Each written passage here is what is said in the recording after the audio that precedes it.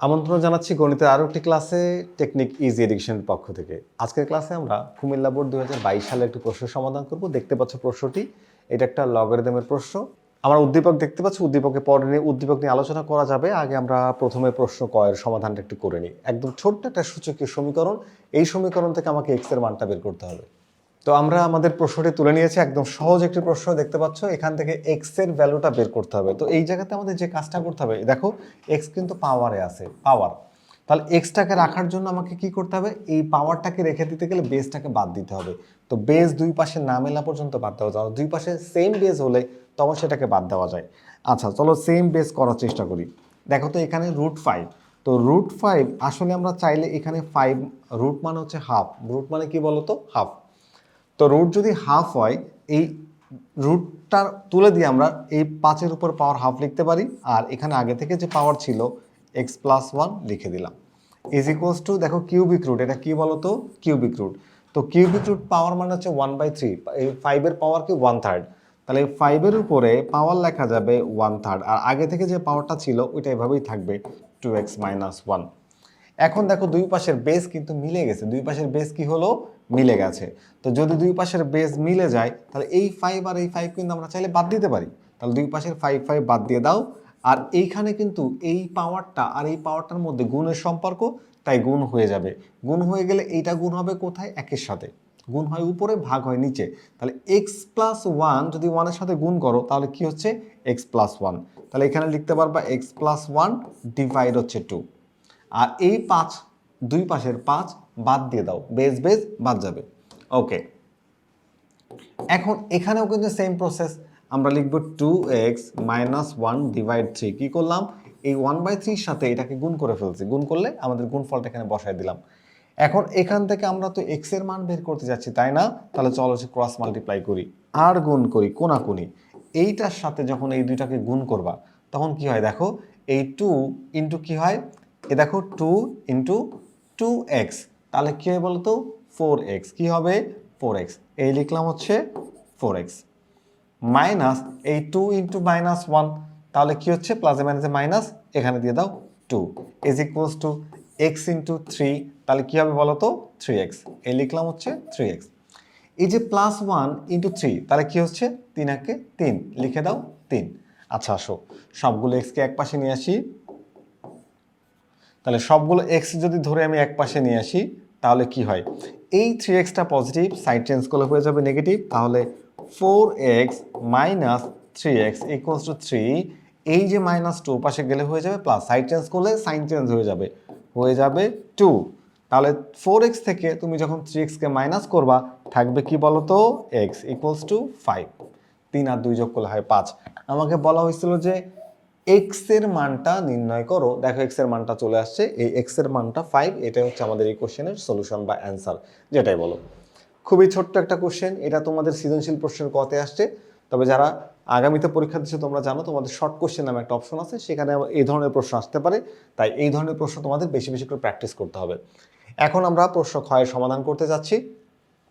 প্রশ্ন খতে প্রমাণ করো যে a ডিভাইড √2.25, √2.25 ক্যালকুলেট করলে 1.5 হয়, ইজ ইকুয়ালস টু 1 দেখাইতে হবে। তাহলে এ কি, এ হচ্ছে আমার স্টিমে দেওয়া আছে। দেখো এই যে স্টিমের মধ্যে আছে কি a সমান সমান একটা আমাদের স্টিম আছে কি 10 বেজ লগ 3√3 মাইনাস হচ্ছে 10 base log 1/8 minus 10 base log 10√10 divide হচ্ছে 10 বেজ লগ 1.2। এইখান থেকে যদি এর ভ্যালুটা থাকে তাহলে আমাকে দেখাতে হবে যে এ কে এর যে ভ্যালুটা আসবে সেই ভ্যালুটাকে এটা দ্বারা ডিভাইড করলে 1 হয়ে যাবে। খুবই সিম্পল, একদম প্রমাণ করতে হবে। চলো আমরা এটা প্রমাণ করার চেষ্টা করি। আমরা আমাদের কোশ্চেনে এর যে মানটা ছিল সেই মানটা নিয়ে নিলাম, আমাদের দেওয়া আছে। আমরা এখান থেকে প্রথমে এর ভ্যালুটা বের করতে চাচ্ছি। কিসের ভ্যালু বের করব, এর ভ্যালু। চলো এর ভ্যালুটা যদি বের করতে চাই তাহলে এক কাজ করি, এই সমীকরণটা সমাধান করি। এখন দেখো এখানে তুমি দেখো তো আছে কি 3√3, এই 3√3 মানে কি একটু তোমাকে হিসাব করে বোঝাই। 3√3 হচ্ছে একটা 3 আর একটা হচ্ছে √3। এখন এই 3 মানে কি বলতো, 3 হচ্ছে পাওয়ার হচ্ছে 1 ইন্টু এই যে 3-র উপরে পাওয়ার হচ্ছে রুট, রুট মানে আমরা বুঝি হচ্ছে হাফ। কি বুঝি বলতো, হাফ বুঝি, তাই না? তার মানে এটাকে আমরা হাফ লিখতে পারবো। কি লিখতে পারবো, হাফ।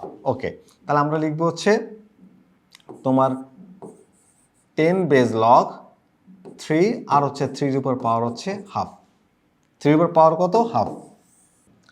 ওকে, এরপরে দেখো এখানে দিলাম মাইনাস, এই জায়গাটা একটু খেয়াল করি আমরা। 10 বেজ লগ কত আছে বলো তো? 1/8।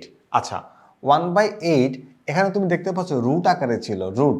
তো এইখানে তো সবাই রুট, দেখো এটা রুট আছে, এটা রুট আছে, আমার এই জায়গাতে রুট নাই। তার মানে রুট থাকলে ভালো হতো, একই রকম হতো, একটা প্যাটার্নে আসতো।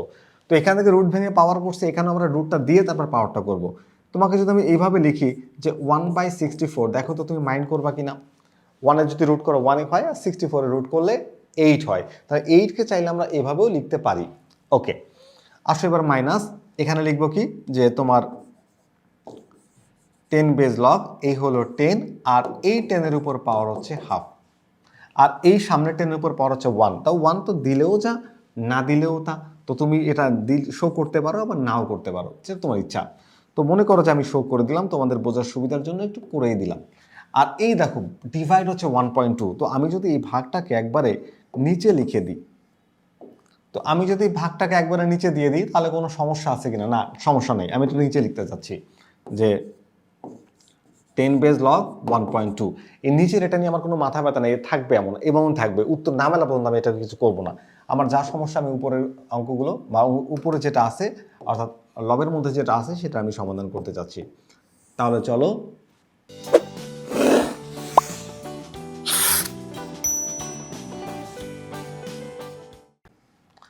আসো এখানে একটু হিসাব করা যাক। দেখো এখানে এই যে 10 বেজ লগ, আমি যদি এটাকে হিসাব করি তাহলে কি হয় দেখো, এই 3 এর উপর পাওয়ার হচ্ছে 1, 3 এর উপর পাওয়ার হচ্ছে হাফ, তাহলে 1 প্লাস হাফ। তো এটা তুমি হিসাব করো 1 প্লাস হাফ, তারপরে 1 প্লাস হাফ, তো লসাগু করো 2, তাহলে 2 যোগ 1, তাহলে কি পাচ্ছ? 3/2। কি পাচ্ছ বলো তো? 3/2। তাহলে তুমি একবারে কিন্তু এটা লিখে ফেলতে পারবা 3/2। তো আমি এটা সেই কাজটা করতে যাচ্ছি এখানে, যে 3 এর উপর পাওয়ার লিখবো হচ্ছে 3/2। তোমাদের কোনো প্রবলেম হলো কিনা বুঝতে? আশা করি কোনো প্রবলেম হয় নাই। এবার আসো এখানে, দেখো এইখানে আমরা যদি এক কাজ করি যে 10 বেজ লগ, এখানে আছে 64। 64কে আমরা কিভাবে লিখতে পারি বলো তো? এখানে লিখতে পারি হচ্ছে তোমার যে 1/4 এর উপর কিউব দিয়ে লিখতে পারি। কি লিখতে পারি? 1/4 এর উপর কিউব দিয়ে লিখতে পারি, তাই না? হ্যাঁ, লেখা যায়। আচ্ছা, আর এই জায়গাতে 10 বেজ লগ, এই 10 এর উপরও পাওয়ার কিন্তু 1 আর হাফ, তার মানে আমরা 3/2 লিখতে পারবো। আর নিচে আছে কি বলতো? 10 বেজ লগ 1.2 লিখে দিলাম। এখন দেখো আমরা জানি লগের যে পাওয়ারটা থাকে, আর্গুমেন্টের উপর যেটা পাওয়ার থাকে সেটাকে সামনে এনে লেখা যায়। তাহলে আমরা এই পার্টটাকে সামনে এনে লিখতে পারবো। কি করতে পারবো? সামনে এনে লিখতে পারবো। তো এখানে 3/2 10 বেজ লগ 3 লেখা যাবে। এখানে মাইনাস 10 বেজ লগ, দেখো এইখানে আমাদের রুট আছে, মানে পাওয়ার কি? 3/2। এখানে একটু হিসাব করে দেখায়, ধরো 4 এর উপরে যদি 1/4 কিউব, এটাকে চাইলে তুমি -3 এভাবেও লিখতে পারো। 4 ইনভার্স 3 লেখা যায়, কারণ 1/4 কিউবকে তুমি চাইলে 4 ইনভার্স 3 দিয়ে লিখতে পারো। আর এখন যে পাওয়ারটা হচ্ছে রুট। রুট মানে কি বলতো? রুট মানে হচ্ছে হাফ। তা রুট মানে হচ্ছে এই যে হাফ। তাহলে এখন যদি তুমি মাল্টিপ্লাই করো পাওয়ারে, তাহলে -3 আর 1 গুণ করলে -3/2। 4 এর উপর পাওয়ার হয় -3/2। তাহলে আমি কি এখানে লিখতে পারি কিনা দেখো তো? 10 base log 4 to the power -3/2 লেখা যাবে। আর এখানের এই যে পাওয়ারটা, এটাকে আবার সামনে এনে লেখা যায়। সামনে কি করা যায়? এই লিখে দিলাম 3/2 10 বেজ লগ 10। আচ্ছা, এগুলো রাফ, এগুলো আমি তোমাদের বোঝানোর জন্য ব্যবহার করছি, মুছে দিলাম। আর নিচে কি ছিল? নিচে ছিল 10 বেজ লগ 1.2।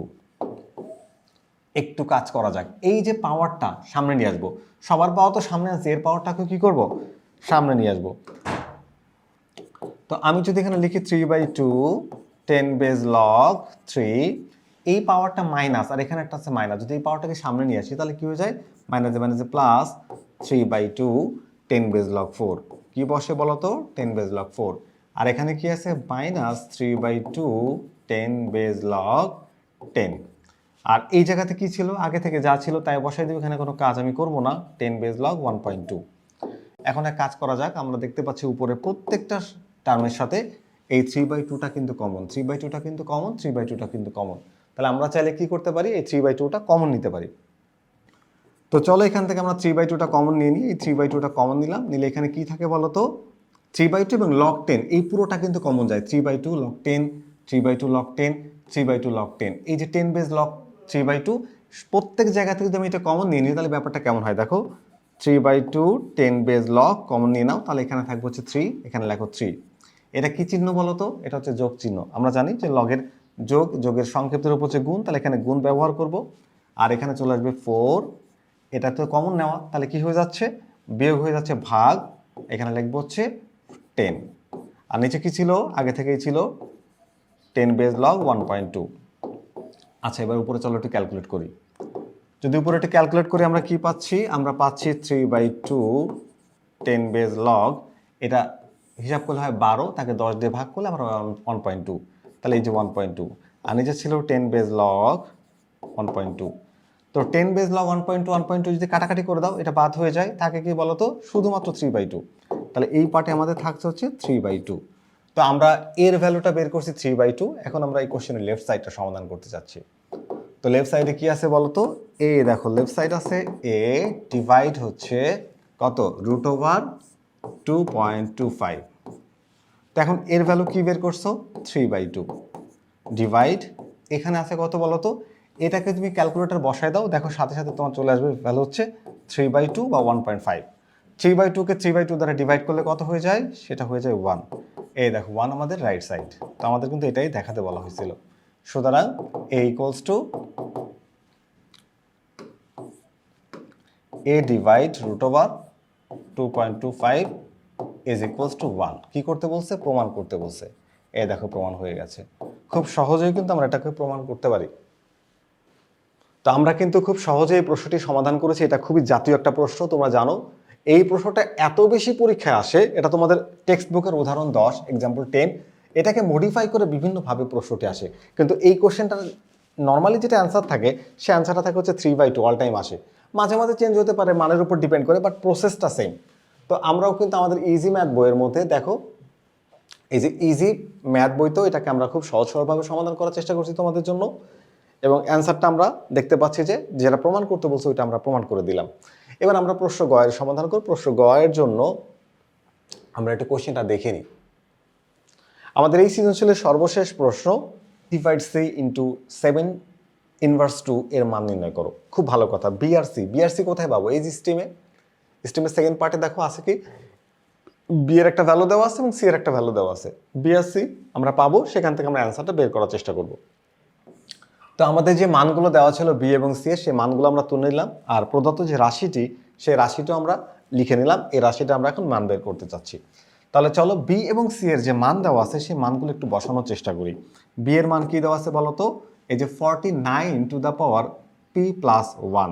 তাহলে 49 two the power p plus 1 divide হচ্ছে, এখানে দেখো 7 to the power P minus 1 into P plus 1 লিখলাম। আচ্ছা, এবার ভাগ চিহ্ন দিয়ে দাও। এই যে ভাগ চিহ্ন দিলাম, সি এর মানটাই যে বসাই দিই। সি এর মান আছে কি বলতো, 7 to the power p plus 1 divide হচ্ছে 7 to the power P square minus 7 to the পাওয়ার আসলে পি, আর এখানে হচ্ছে পি মাইনাস 1। ওকে, আমরা আরও একটু আছে কি বলতো, এই যে ইন্টু, এটা কিন্তু আবার ব্র্যাকেটে ক্লোজ ছিল, তাহলে আমরা এখানে একটা সেকেন্ড ব্র্যাকেট দিতে পারি। এই সেকেন্ড ব্র্যাকেট দিলাম, দেওয়ার পরে ইন্টু 7 ইনভার্স 2, আমরা কোশ্চেনটাকে তুলে নিলাম। এখন আমরা এই কোশ্চেনটা সমাধান করতে চাচ্ছি। দেখো সূচকীয় সমীকরণগুলো দেখতে একটু ভয়ঙ্কর লাগে, যে অনেক কিছু হিজিবিজি মনে হয়, কিন্তু কোশ্চেন কিন্তু আসলে অনেক সহজ। ওকে, এই যে 49কে তুমি চাইলে 7 এর উপর স্কোয়ার দিয়ে লিখতে পারো না? আর এখানে আছে কি বলতো, পি প্লাস 1, এভাবে লিখে দাও, কোনো সমস্যা নাই। ডিভাইড, এখানে 7 P minus 1 into P plus 1, এই যে পাওয়ার গুণ করলে P minus 1 into P plus 1, দেখো এটাকে এ ধরো, এটাকে বি ধরো, A plus B into A minus B, A square minus B square formula হয় এখানে। তাহলে 7 টু দ্য পাওয়ার কি হয়, পি স্কোয়ার মাইনাস 1 এর উপর স্কোয়ার দেওয়া না দেওয়া সমান কথা, তাই আমি দিলাম না। আচ্ছা, এখানে আসো এবার এই জায়গাতে কি হচ্ছে বলো তো, তোমার হচ্ছে 7 to the power p plus 1, আর নিচে কি হচ্ছে 7 টু দ্য পাওয়ার পি আর পি মাল্টিপ্লাই করলে কি হয়, পি স্কোয়ার, লিখে দিলাম p square. P into minus 1 গুণ করলে কি হয়, মাইনাস পি। এটাকে ফার্স্ট ব্র্যাকেটে ক্লোজ করলাম, এই গুণ দিয়ে 7 ইনভার্স 2। আচ্ছা, প্রথমে ব্র্যাকেটের ভেতরে কাজ করতে হবে, কারণ হচ্ছে সিম্পলিফাই বা সরলের নিয়ম হচ্ছে বা ফার্স্ট ব্র্যাকেটের কাজটা আগে করতে হয়, তাই তো? ওকে, তাহলে চলো এবার আমরা এইখানে যে বেজ আর এখানে বেজ তো সেম, দুইটা বেজ সেম না 7, তো দুইটা বেজ যদি সেম হয় এখান থেকে আমি একটা বেজ কমন নিতে পারি। তো একটা বেজ যখন কমন নিলাম তখন এই পাওয়ারটাকে প্রথমে বসাবো। তো পাওয়ারটাকে বসালাম, কি হচ্ছে এখানে 2p প্লাস হচ্ছে 2, 2 ইন্টু পি, 2p, 2 ইন্টু 1, তাহলে 2। আর এটা কি চিহ্ন? ভাগ চিহ্ন। তো সূচকের নিয়ম অনুযায়ী ভাগের জন্য বিয়োগ হয়, তাহলে মাইনাস পি স্কোয়ার, আর মাইনাসে মিলে হয়ে যাবে প্লাস 1। এখানে ভাগ চিহ্ন দাও, দিলাম। এখানেও তুমি দুইটা বেজ সেম হওয়ায় দুইটা বেজ থেকে একটা বেজ নিতে পারবা, নিলাম। সেই বেজটা হচ্ছে 7, তাহলে পি প্লাস 1 প্রথমটা বসে যাবে, আর এই ভাগের জন্য বিয়োগ, বিয়োগের চিহ্ন পরিবর্তন হয়, তাহলে মাইনাস পি স্কোয়ার মাইনাসে প্লাস পি। এটাকে একটু ফার্স্ট ব্র্যাকেটে ক্লোজ করো, আর ইন্টু 7 ইনভার্স 2। এখন ব্র্যাকেটের মধ্যে যদি আমি একটু হিসাব করি, এই হলো 7 আর এই হলো 7, এই দুইটা হচ্ছে বেজ, দুইটা বেজ তো সেম, তাই না? তো দুইটা বেজ থেকে আমি যদি একটা বেজ কমন নিই, তাহলে এখানে 2p plus 2 minus P square plus 1, এটা হচ্ছে ভাগ। এটা কি বলতো? ভাগ চিহ্ন। তো ভাগ চিহ্ন কি হয়? ভাগ হয় বিয়োগ, তাহলে আমি এখানে মাইনাস দিলাম। এই যে পি, এবার মাইনাস আর প্লাস, প্লাসে মাইনাসে মাইনাস 1, এটা মাইনাস এটা প্লাস, প্লাসে মাইনাসে প্লাস পি স্কোয়ার, এটা মাইনাস এটা প্লাস, প্লাসে মাইনাসে মাইনাস পি। ওকে, আর এখানে কি আছে বলতো? এখন আর ব্র্যাকেট প্রয়োজন হচ্ছে না, 7 ইনভার্স 2। আচ্ছা, একটু আমরা যদি খেয়াল করি, প্রথমে যে পাওয়ারটা এখানে 2p, দেখো প্লাস, এই minus P R minus P মিলে মাইনাস 2p বাদ যায়, পুরোপুরি বাদ যায়। এই প্লাস 1 আর এই মাইনাস 1 কেটে যায়, এই পি স্কোয়ার নেগেটিভ আর এই পি স্কোয়ার পজিটিভ, এটাও কেটে যায়। তাহলে সব কিছু কেটে কুটে থাকে কি 7-এর উপরে, শুধুমাত্র এই যে 2টা, এই 2টা কাটা যায় না, তাহলে এই 2টা থেকে যাবে। তাহলে আমি লিখবো হচ্ছে 7 টু দ্য পাওয়ার 2, অর্থাৎ 7 স্কোয়ার, ইন্টু এখানে কি থাকে বলতো? 7 ইনভার্স 2, এই যে 7 ইনভার্স 2। ওকে, আচ্ছা, এইবার এই দুইটাখানে তো বেস সেম, তাহলে আমি আরেকবার বেস কমন নিতে পারি 7, তাহলে 2 এখানে গুণ আর একটু বিয়োগ, যোগ বিয়োগে বিয়োগ, মাইনাস 2, তাহলে 2 মাইনাস 2 মানে হচ্ছে 0। তাহলে কোনো সংখ্যার উপর বা কোনো কিছুর উপর 0 হলে x two the power 0 is equals to 1। কখন? যখন তোমার এই x এর ভ্যালুটা 0 হবে না। তো আমার এখানে তো 0 না, 7 টু দ্য পাওয়ার 0, তাহলে 7 to the power 0 is equals to 1। আমাকে বলা হয়েছে যে এটার মান নির্ণয় করো, এই যে মান চলে আসছে, এটা আমাদের এই কোশ্চেনের অ্যান্সার। খুব সহজে আমরা টেক্সট বুকের মধ্যে আমাদের এই কোশ্চেনগুলো আছে, কিন্তু একদম হয়তো এখানে 5 দেওয়া আছে বা 3 দেওয়া আছে আমাদের টেক্সট বুকে, আর এখানে আমাদের কি দিয়েছে 7। কোনো ব্যাপার না, এখানে যে কোনো সংখ্যা দিতে পারে, তুমি সেভাবে বুঝে বুঝে অঙ্কটা করার চেষ্টা করবা, একদম সহজ ওয়েতে তোমাদের আমি বোঝানোর চেষ্টা করলাম। আশা করি তোমরা এটা বুঝতে পেরেছো। আমরা সমাধান করলাম আজকের কুমিল্লা বোর্ড 2022-এর একটি লগারিদমের সূচক এবং লগারিদমের একটি সমস্যা। আশা করি এই সমস্যাটা তোমাদের ভালো লেগেছে। পরবর্তীতে আবারও ফিরে আসবো নতুন কোনো গাণিতিক সমস্যা নিয়ে। ততক্ষণ পর্যন্ত ভালো থেকো। আল্লাহ হাফেজ।